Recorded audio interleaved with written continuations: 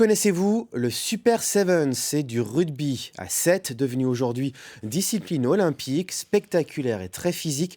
La compétition comporte 4 étapes, dont l'une dans l'antre du Stade Rochelais. Toute la journée a été ponctuée de matchs plus explosifs les uns que les autres. Olivier Rioux, Pierre Lahaye.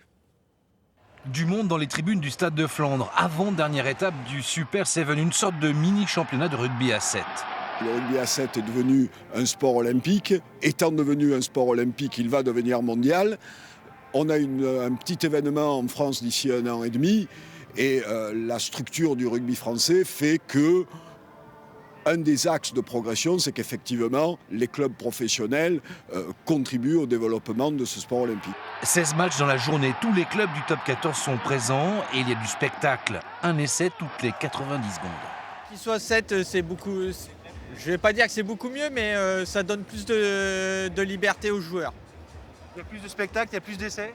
Voilà, il y a beaucoup plus de facilité à passer. Je veux faire du rugby quand je suis grande et du coup je regarde et voilà. Et t'aimes bien le rugby à 7?